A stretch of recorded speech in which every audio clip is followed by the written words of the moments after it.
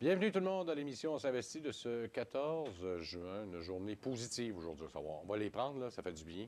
Hein, parce que si vous regardez mon graphique, là, je dis que c'est pas beau, là. C'est vraiment pas beau.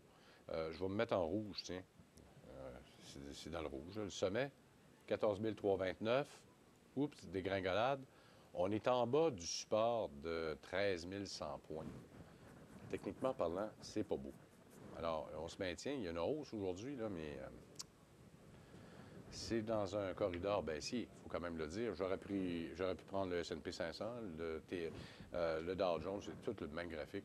Sauf que ce qui est le problème, nous, là, à Toronto, c'est qu'on est en négatif depuis le début de l'année. On était à 1,5 aux États-Unis, on était encore positif, 2,4, 2,5, 2,6. Alors, on a des croûtes à manger. Ce qui nous a fait mal, véritablement, ce sont les matières premières, le pétrole, qui a fortement baissé hier. C'est pour ça qu'on a eu toute une dégringolade. Et vous avez le titre d'Air Canada ce matin. On va aller chercher le titre d'Air Canada tout de suite. Grève, donc, des employés de service, des agents de service depuis hier minuit. Alors, ce matin, si je regarde le titre, alors, on a commencé très, très bas. On a commencé à 1,70 et finalement, bien, ça a remonté. On a 1,79 donc on est au même niveau que nous étions à la clôture d'hier. Sauf que quand je regarde à plus long terme, c'est pas très beau. C'est pas très joli, Air Canada. Et je pense qu'il y a une espèce d'écœurantite aiguë de la part des employés aussi parce que Robert Milton puis tous ses congénères de la direction se sont payés à la traite pas mal. Et là, ils veulent transformer la caisse de retraite qui est à prestation déterminée en cotisation déterminée, puis ça ne fait pas leur affaire pantoute. On les comprend un petit peu. Et les autres sont partis avec... ils n'ont pas eu de problème trop pour leur retraite, eux autres. Mais les employés, puis là, ce qui fait peur aux investisseurs également dans toute cette histoire-là, c'est que là, ce sont les agents de service. C'est les réservations, ce sont également ceux qui vont vous accueillir pour les bagages, etc. On vous incite à le faire par Internet, soit aller dans les différentes bornes qui existent maintenant à Dorval et à Toronto. Sauf que ça irrite le monde, puis le monde n'aime pas ça. Puis qu'est-ce qui va arriver? Est-ce que les gens vont déserter Air Canada pour aller ailleurs? Parce que ce pas les seuls qui vont en Europe, là. Transat y va. Vous avez des transporteurs européens qui viennent chez nous, KLM, Air France, Lufthansa.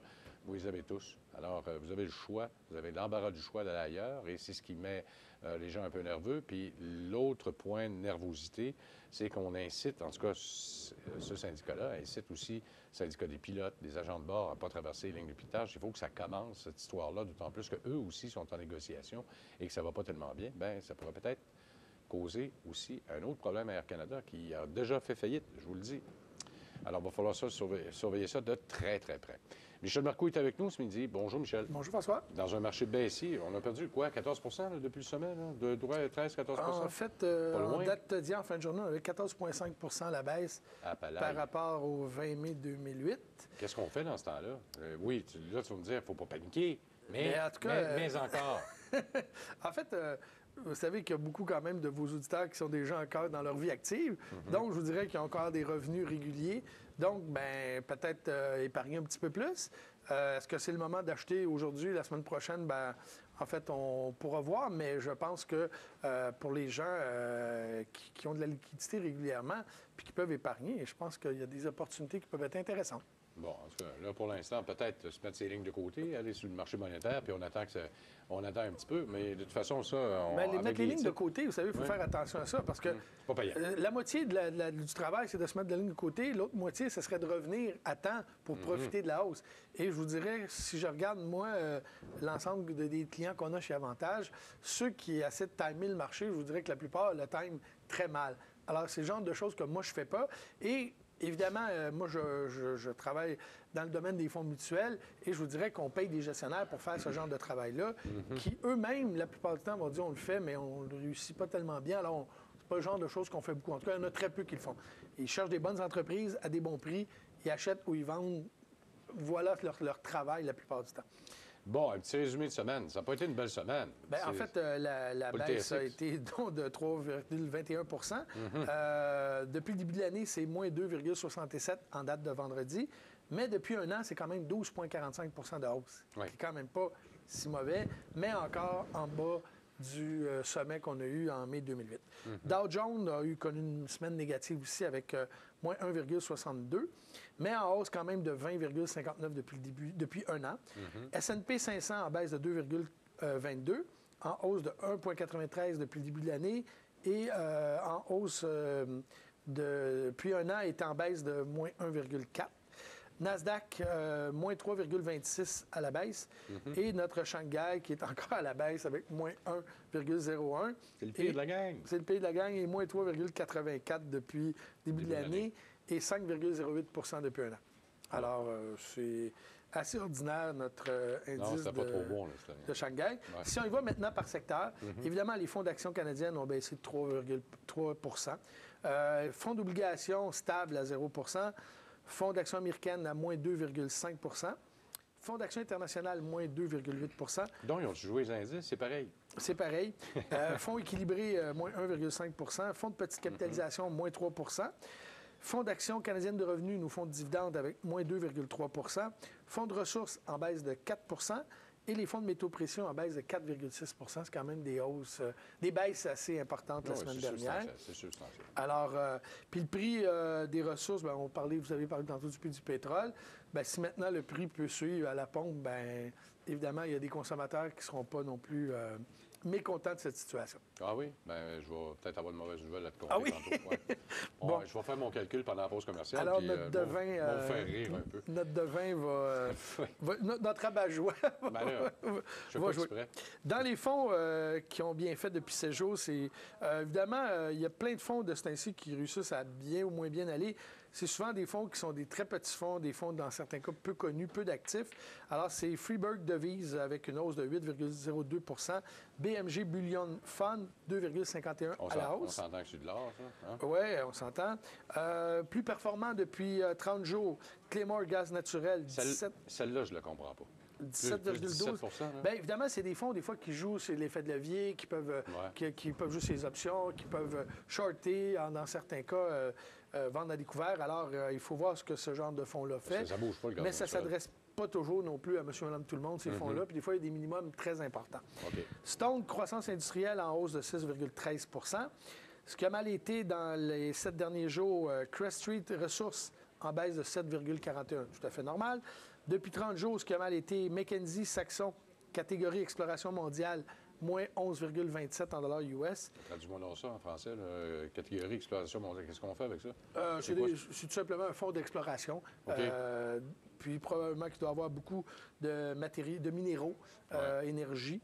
Renaissance Chine Plus, moins 11,13. Alors évidemment, les fonds Chine continuent à connaître des périodes. Je ne toucherai plus à ça. C'est drôle, en fait, j'ai lu un article intéressant cette semaine qui disait que la Chine, finalement, c'était une dame qui vit en Chine, quelqu'un qui est près du marché, qui disait que le marché chinois n'est pas fait pour les investisseurs. D'investir soit par l'entreprise de compagnies canadiennes ou américaines ou européennes qui font affaire en Chine, où on peut s'assurer que les bilans respectent bien. Mais là, on vient de voir ce qui s'est passé avec Sino Forêt.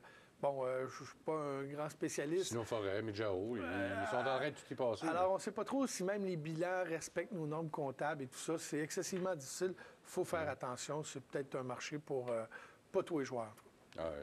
Pour personne avertie. Personne avertie. Dans les nouvelles, le prix de l'or, 1517 hier en fin de journée, qui était à 1545 au début du mois de mai. Alors, légère baisse. Le TSX, on en a parlé tantôt, 14,5 à la baisse en date de vendredi. Il y a eu un concours, en fait, un prix qui est sorti cette semaine, les titres, les meilleures entreprises citoyennes du Canada. Banque Royale est en 17e position. Société financière IGM, qui est Mackenzie de ce monde, Investor, 26e. Financière Sun Life, 29e. Banque TD, 31e. Mouvement Desjardins, 36e. Banque Scotia, 40e. Banque de Montréal, 40e. Alors, on voit que les grandes entreprises dans le domaine des services financiers, les grandes banques, sont parmi les titres des meilleures entreprises citoyennes canadiennes. Grande nouvelle, on en a, je pense, on en a parlé un petit peu ici cette semaine. La compagnie Vanguard, qui est la plus grosse compagnie de fonds aux États-Unis, s'en vient au Canada. Il n'y a pas de prospectus qui a été déposé. Vanguard est très, très connu aux États-Unis, surtout son président, M. Bogle, qui est une compagnie de fonds qui a des fonds communs de placement, comme on retrouve ici, a aussi beaucoup d'actifs dans les ETF. La principale caractéristique, c'est que les frais de gestion sont excessivement faibles. Pourquoi? Parce qu'ils ont des actifs qui sont d'abord très, très gros. Actuellement, on parle de 1400 milliards aux États-Unis, qui est quand même beaucoup. Beaucoup de fonds ETF et c'est un peu comme une coopérative. C'est pas une entreprise publique comme ici, on va retrouver dans le cas de Investor Fidélité de ce monde, par exemple. Alors, toutes les économies d'échelle qu'ils ont, et ils vont les refiler aux investisseurs. Puis évidemment, plus les prix sont faibles, plus les gens investissent. Alors évidemment, c'est comme la saucisse à grade. Plus elle est fraîche, plus on en mange, plus ils sont fraîches. Alors, ça pourrait être un sérieux concurrent aux compagnies de fonds aussi. Évidemment, ça serait excellent pour les investisseurs parce que, règle générale, aux États-Unis, ça a permis de mettre beaucoup de pression à la baisse sur les frais de gestion. C'est quelque chose de, à mon avis, là, on verra peut-être pas ça d'ici quelques semaines, là, parce qu'actuellement, ils ont un employé à Toronto. Ils sont à la recherche d'une quinzaine d'employés, mais je vous dirais d'ici 2012, on devrait pouvoir acheter les fonds Vanguard et qui sont vendus aussi beaucoup aux États-Unis par l'entremise de conseillers financiers. Alors, les conseillers financiers, on sait de plus en plus, facturent à honoraire. C'est la même chose aux États-Unis, donc ils vont facturer leur honoraire normal qu'ils facturent, plus le frais de gestion. Alors, ça peut être excessivement intéressant. Je pense que c'est une bonne nouvelle pour les investisseurs et le monde du placement. Il y avait un article cette semaine que j'ai trouvé intéressant qui disait des 5 menaces que les retraités avaient. La longévité. On sait que les gens vivent de plus en plus vieux. L'inflation. On oublie souvent que l'inflation est le facteur qui gruge le plus de capital. La répartition de vos actifs, les retraits et les coûts de votre santé. Alors ça, c'est vraiment des choses qui sont des facteurs à considérer. On en a déjà parlé ici. On avait déjà fait une émission là-dessus. C'était beaucoup de retraités n'ont pas assez de capital et leur portefeuille est très conservateur. Et on disait que, dans le fond, puis on reprenait un peu l'expression de M. Milowski, le professeur de l'Université de York, qui disait que pour beaucoup de retraités, le choix, c'est de mourir de stress ou mourir de faim. Vous allez mourir de faim si vous n'avez pas assez de capital et vous n'avez pas assez un bon rendement dans votre portefeuille. Et alors que le stress, on peut apprendre à vivre avec. Vous savez, si votre portefeuille, vous avez 50, 60 ans, vous allez vivre jusqu'à 85 ans, vous avez 25 ans, vous avez besoin de votre capital. Évidemment, si vous faites actuellement juste les rendements des obligations, vous ne vivrez pas vieux. Bon. Vous ne pourrez pas manger, il faut faire attention. Oui, effectivement. Alors, à moins qu'il y ait des fortes hausses de taux d'intérêt. Alors que le stress, on peut quand même apprendre à vivre avec ça. Oui, effectivement. Puis il existe du Valium aussi. Il existe Se calmer. Je vous reviens dans un instant à Carl Simard, tout de suite.